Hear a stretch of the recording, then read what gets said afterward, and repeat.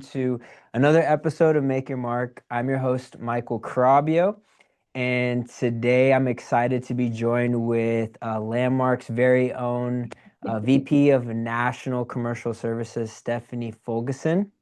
Um, Stephanie brings over 20 years of experience developing and scaling businesses with nearly a decade focused in commercial real estate. She also hosts the Wisdom and Wealth podcast, which is really cool. I got to listen to an episode, by the way. A Good. great job there. And where she sits down with entrepreneurs to unpack how they think about growth, leadership, and long-term success. Mhm. She's going to be sharing a little bit today on her perspective on commercial and the economic expansion happening here in Phoenix and what is just shaping opportunity across our real estate. So please welcome Stephanie. Oh, thank you so much, Michael. Happy to be here. Yeah, no, I'm excited that you're here. And I'm so excited just to be a part of everything that you got going on over here at Landmark. So, Stephanie, let's go ahead and just unpack uh, and get started with our very robust commercial division. I work mostly on the residential side, but that's exactly why I wanted to have you on here today. You're a big part of that. From your point of view, what's one key trend or like shift in the commercial real estate that you think real estate professionals should be aware of? Oh, I love the idea of a shift because frankly, we've been it's been hard, right? Real estate's been hard for the last couple of years. And the one sentiment I would say coming into this new year is the optimism has returned. We keep talking about, extend and pretend, kicking the can, watching this maturing debt just kind of linger out there. And, interest rates, construction costs, all the things that make projects hard, delayed, or canceled. And I think for a long time, so many of us were thinking one thing was going to happen and then the gates would open. And I think last year was a year of us realizing that one thing isn't going to happen to change this. We have to just get creative and figure out new ways to do this. This is the new normal, right? And there's no sitting back in your rocking chair just waiting for that interest rate to fall or construction prices to magically reduce by 20%, right? We just came to terms with it. Right. But No, I would 100. say that this year is the year that people are going, enough is enough. Where we got to figure this out. No matter what we have to do to get creative, we got to figure it out. Yeah, I agree 100%. Same thing on the residential side. We're seeing a lot of agents just really adapt. I mean, I think there's been a lot of years for them to adapt, right? Realistically, Mhm. with just how the market's been, but that's what it really has been, just adapting and just there's always people that are looking to make moves, and that's the reality. Yeah. Um, from from all the major corporate and industrial expansion that's happening here in Arizona, how do developments at that scale influence the commercial real estate landscape overall? And why should everyone be paying attention to these type of moves? Well, to your point, we had a lot of booms, right? In those last couple of years, let's call them COVID years, where construction and real estate was just popping. It's a lot of people's best years, um, leading into the space that we're currently in. We had a lot of industrial come to market, a lot of square footage delivered at the exact same time. So where there was this huge need, the need was met in a big way. So it kind of slowed down the progress there, as one example. Another example, just being major expansions of a TSMC, the Intel, you know what I mean? All these things that they have this ripple effect that are so big. There is something our market has never seen. Right. So whereas other markets, you're starting to see a lot of, like ours included, a lot of multifamily is a little overbuilt at the moment because of how it delivered and when it delivered. Ultimately, we still need more. It was just kind of how it came to market and where, right? So you got these North Phoenix big pockets of multifamily delivering, and that's slower to lease up, right? So now it's the competition of concessions. Who's given 3 months away? How does that pencil? How does that affect the next project? So if they're not fully leased here, they're not going to build there. But the upside of that conversation is Arizona has done a phenomenal job as of late to really diversify our local economy. So Mhm. whereas being a native here, you had some larger companies that people worked at Motorola, people worked at Intel, but you didn't have as many large scale operations in totally different sectors, right? Super easy to Right. pick on TSMC because it's so new to us and it's so rapid and it's so big and Massive. supply chain is real, right? Right. So what does that do? How does that change healthcare? So I was with one of my healthcare developers recently. This never even occurred to me.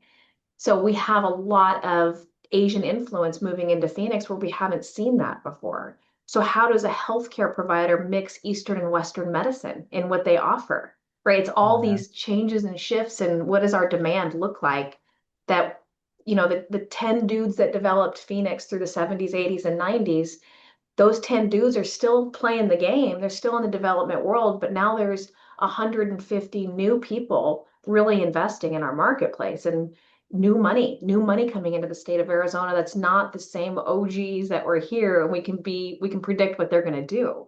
It's Right. Chicago money, it's Texas money, it's a whole new set of investors. No, that's a great point. My wife is a teacher, and things that you don't think about is with all we live on the west side, and with all the infrastructure and just all residential manufacturer built new builds. I mean, you don't think about these things, but like schools are huge, and how are they gonna, start landscaping that out because there's obviously like a teacher shortage and stuff like that. Just kind of like some things like you're talking about when our state grows so fast, there's just so many things that you don't realistically think about.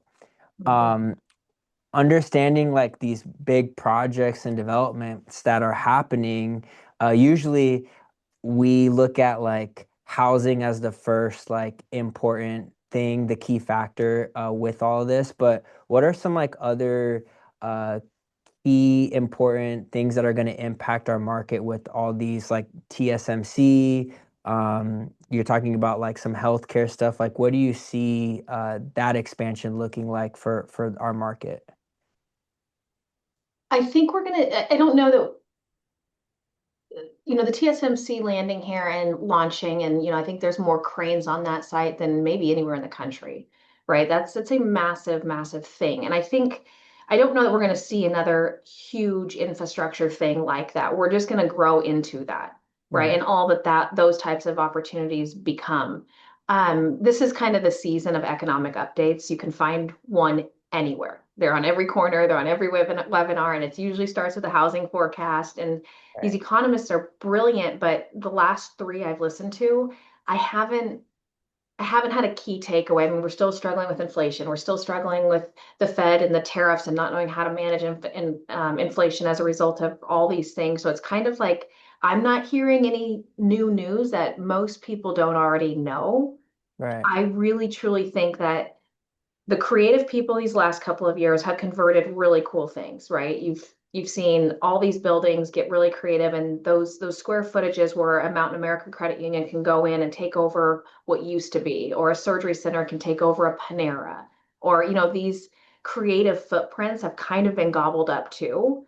So I really feel like the land brokers are doing a phenomenal job of having those land price conversations and or corrections. Something's got to give. You can't have land cost here, interest rates here, construction costs here. Nothing can pencil. So if something needs to get done, there's got to be some give and take. And I do feel like the land guys are doing it, like guys and gals are doing a really good job of having those harder conversations with their clients and moving a needle because some things that there's only needles that can be moved, right? Yeah. The bank can only loan on a certain rate, and construction cost is a cost of doing business with tariffs that are very real. Yeah, and I can agree with you. I try to listen into, Housing Wire podcasts. Like there's just so many different there's just so much information out there, right, that we can just listen to and kind of either get educated on or try to feel ahead of the competition. And I feel like nothing's really giving, but the one thing that we can do is kind of understand where we're headed and kind of predict on where we'll be. do you have like any bold predictions for this year or maybe the next few years just for our this doesn't even have to be commercial related, but just like for our marketplace, like what do you think is gonna happen? I know we don't hold a crystal ball, but I'm just curious because with your experience, I think you know, you can't take it without any notes, you know? I think we're really, really sick of talking about water, but it's still real. It's still a Mm, real barrier to progress. And we've got to figure it out. Smart people are doing smart things, and we just have to figure it out. Bottom line, we can't grow without water and power, and data centers are fighting over the power, and land developers are fighting over the water. So we've got to get to the bottom of that. But what I think we're going to see, which actually really excites me again as a native, is I think we're going to start to see way cooler infill projects.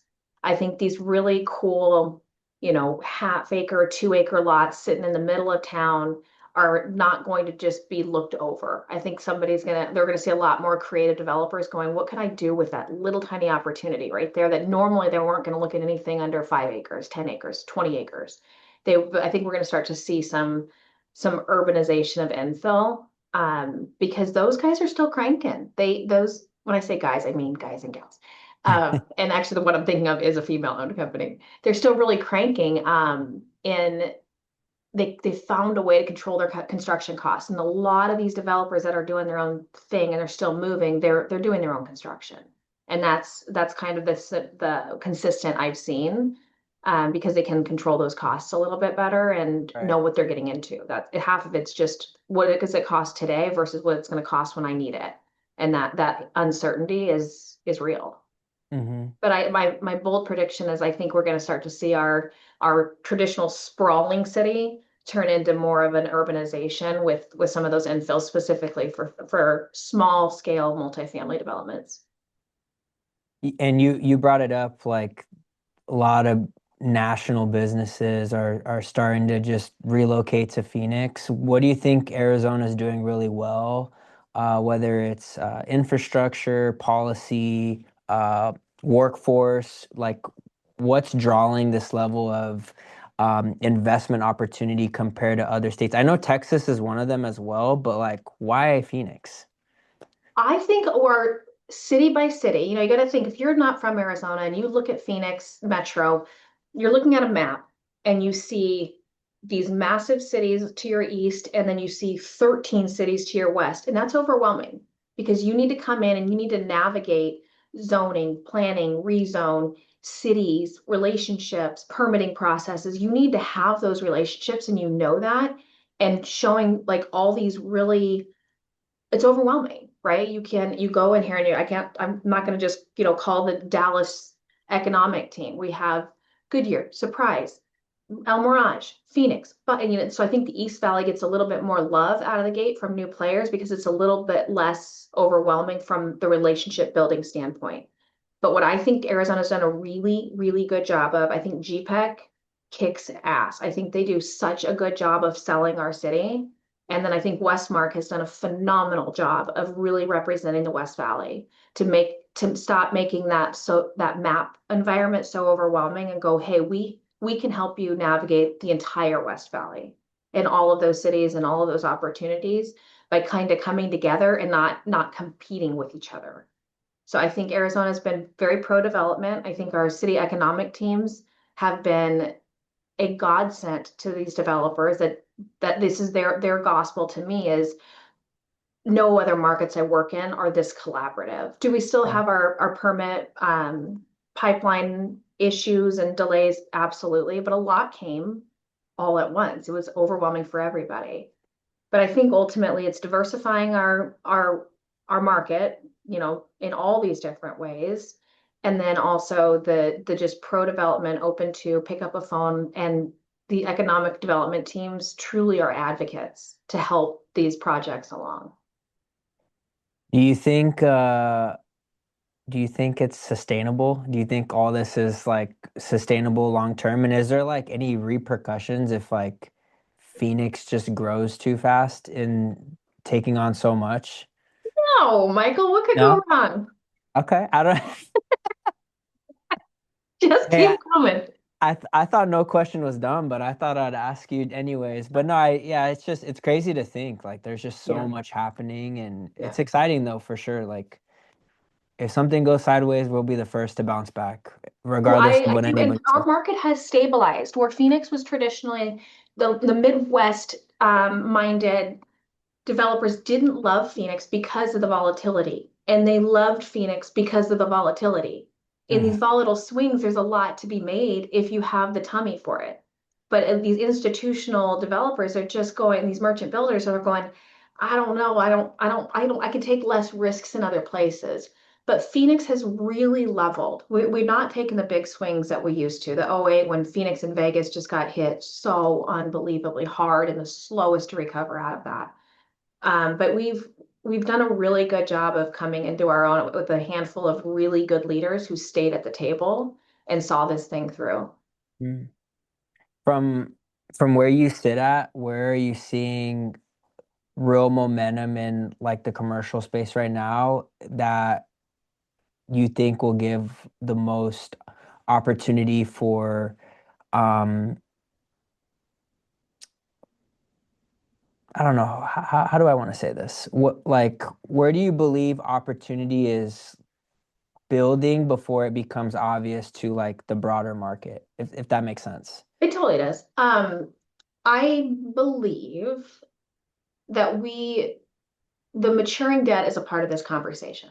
So you have all these loans that have been extended and extended and extended. And if you are the person who initiated this project X, right? And now, we underwrote it to do one thing and it's not doing that. The rent rates didn't go where they needed to go, or whatever happened in that process. But the bank has been phenomenal as far as saying, let's extend this out. All is right in the world. It's going to be okay. But we're on our third leg of extensions. And now these lenders need to be made whole and we need to really have a real conversation.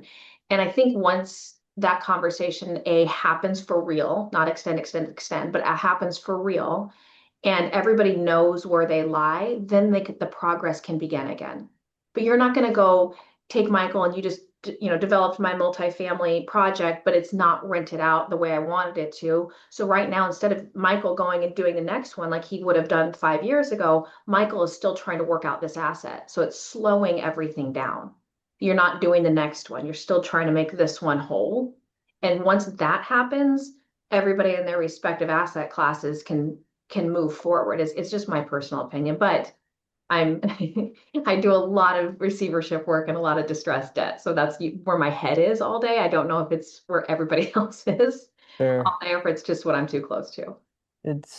Probably sounds about right. But you know what I um mean? You're not going to go take another big risk if you right.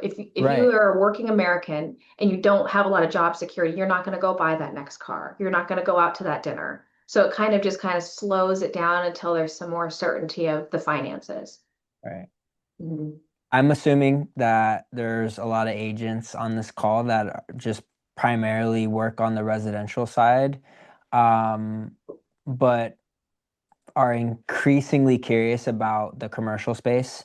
Um, from timing and just the expectation standpoint, what's one key difference uh, in commercial deals that unfold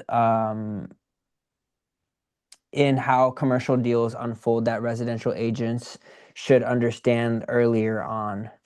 Oh, thank you. I really appreciate this question, Michael. I've never dabbled in the residential space. So take what I have to share is only understanding one side of this. Sure. But what I will say is one of the key differences that I've observed, residential agents, you guys work your butts off, right? You're in your car constantly. I have a ton of friends that are agents, and you guys are just on the phone, on the computer, in a car, working that deal, like working every angle of that deal, trying to see what's going to happen next and overcome it before it hits. And it's I would say a lot more chaotic is how it feels as an observer. It feels like there's so many more moving parts. The Moves emotions fast. seem to be Yeah. higher. Am I packing my kids up and moving them? Whereas in the commercial space, it's a long sales cycle. It's a long relationship building cycle. You're in the deal, but you're more in the human than the deal, if that makes any sense. I'm gonna spend a lot more time relationship building with the people on the other side of the table and understanding their business versus I need you to get this done in 30 days. The pressures are different.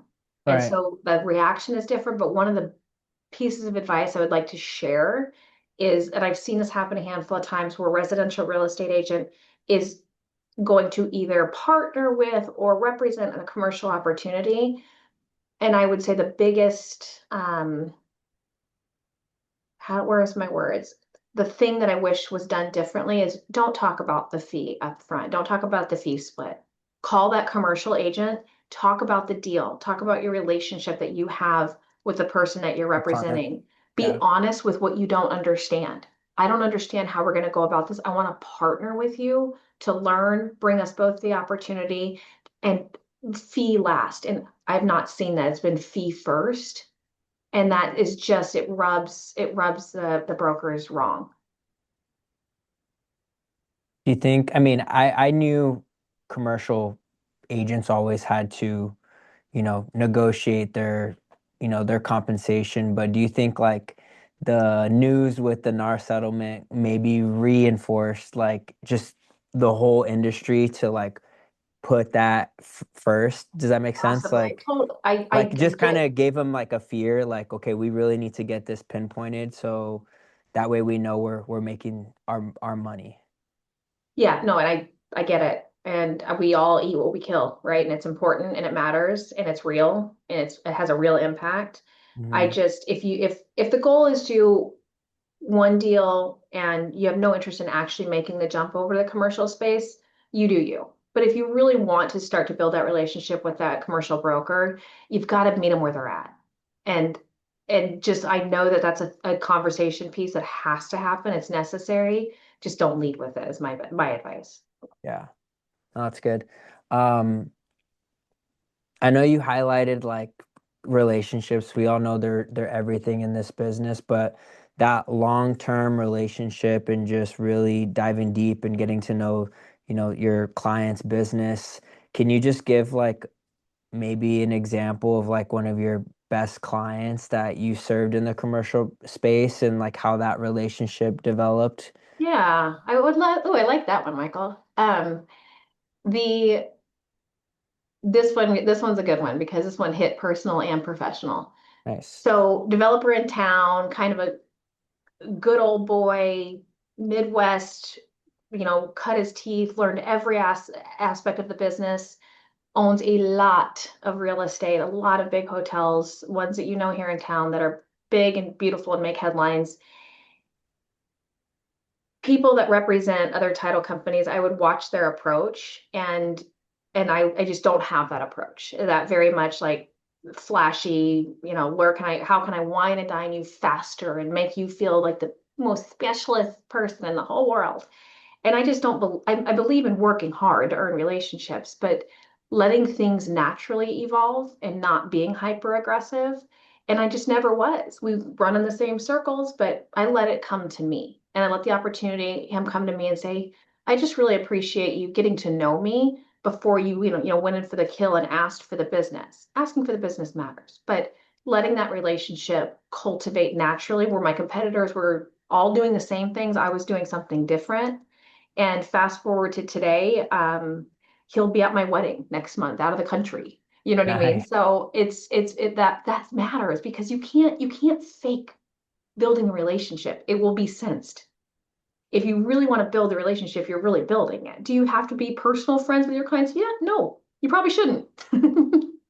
But I am. It yeah, it happens to the You best of know, us. it's just one of those things, I can't be perfect all the damn time. No, but it's just it builds relationship from a genuine place and genuine things will come as a result. No, that's so good. We're gonna be wrapping up soon. I just want to ask you, kind of coming back to like the economic landscape of things, like what are some common indicators, maybe some like data points that you personally look out towards and like pay close attention to on your side?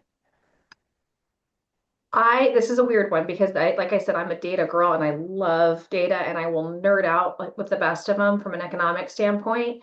But Yeah. what I really look at are, the K recovery is real. Post-COVID, really wealthy people got exponentially wealthier and people that were struggling are struggling more today than ever. And where we really see things change isn't if the global ambassador has a full lobby, because the global ambassador audiences, they're going to have money inside, between, and out of these cycles. That it's not an indicator to me. An Right. indicator to me is going to a part of town where the socioeconomics are challenged, and are there people still going to McDonald's? Are there people still going to Walmart? Because where those people now are having PB&Js and they can't, that's already a stretch. That's what I look for. That's the bulk of who we are as a society. That not the one percenters doing 10% of the spending. I know that that's a real stat. I understand it. I respect it. But what is a true everyday American experiencing? And they are the consumer base of all of these developments. They're buying the shirt, they're buying the house, they're Right. if they can't, we can't. That's really good. I never even really thought of it like that, honestly. Um, what indicator do you think is like overlooked from an agent's perspective, do you say? Is it the same one? I think so. It's something in the realm of people want to own real estate, residential or commercial. We have a desire to own this. It's not a matter of we don't have to sell the concept. It's can they do it? Do they have the opportunity to do it? I think I read recently the median homeowner now is like in their 50s, where it was their 30s previous. It's like this is it where the opportunity needs to exist. People want this. This is a way to build wealth. It's something to hand your children. We all want to. It's just can we? Yeah, that's good. Hopefully someone responds, but I want to open up for questions if anyone has anything. I know there's a few agents on here that have been trying to get into the commercial space or kind of dabbling here and there. And so if there's something that they want to throw out there, I would love for them to participate. But with one more question that I had on my mind today is um, if there's like one insight about commercial and just our economy in general, that you believe real estate professionals should understand, um, but it doesn't really get talked about much. What do you think that would be? Understand capital stacks. No matter what you do, if Capital you stats? capital stacks, how a Yeah. project is financed, understand Okay. bridge lending, understand long-term lending, understand short-term lending, podcast it, YouTube it, do whatever you have to do, start to understand capital stacks. If you Mm, understand the money, you can back into almost anything, but you have to understand the finances. that's really good advice. Thank you. Mhm. And let me see if there's anyone that. Nope. No one had their coffee today, We're apparently. just that good. We answered it all. And that's okay. So Stephanie's part of Landmark. She's a great resource to anyone that, just wants to get connected and plugged in. So, Stephanie, outside of Landmark, you run a podcast. How can people find you through that podcast? It's thank you for asking. It's wisdom Yeah. in wealth, wisdom in wealth. And the point being, on our quest to find wealth, the wisdom is somewhere in the middle. And what I do is try to find those stories that people have, that are the struggles people have gone through that you would never expect, Yeah. are inspiring, and how they navigated them, how they pivoted, how nobody's career has to be linear. You can just keep pivoting until you're pirouetting through life. That's awesome. Yeah, no, like I said, I listened to one episode, so I'll probably go back and Who did find you listen another to? one. I think it was just like the first one Okay. that was most recent. John Orsak was first, and his was one of my favorite stories. But what I think you'll appreciate, being so online savvy, is I dug into the analytics with our marketing team recently, and there's some people on there that are really popular in our commercial real estate space. And the person that performed off the charts the best is an attorney who works his butt off, puts his head down, doesn't do a lot of public speaking. And he has a story about how he was a fisherman in Alaska and found his career. And it's just such a cool story. I'm like, Jerry, I didn't see you being our leader. That's It so was cool. fun. That's so cool. Stephanie, any last thoughts or anything you'd like to say before we close out? You are the best in the business. I'm so proud to be a part of the family that you're a part Oh, of. And thank you, thank you, thank you for letting me come on and talk with you. of course. Thank you. Appreciate your time today. And this is exactly why we put on Make Your Mark here at Landmark. We truly believe that great closings are built long before signings, through preparation, through different perspectives, of course, and just clear understanding of what's going on in the market. And so our role here at Landmark is just to be a true partner in your business, whether that's helping you think outside the box with escrow and title needs, or just being there to provide value to you guys. So if you're currently working with Landmark, we'd or not currently working with Landmark, we would definitely love that opportunity to earn your next escrow and support you at any level that we can. I just want to thank you again so much for your time today, and we'll see you next week on Make Your Mark. Thank you so much. Have a good one. Thanks, Thank you, Michael. Stephanie. I appreciate you so much. That That was was really fun. good.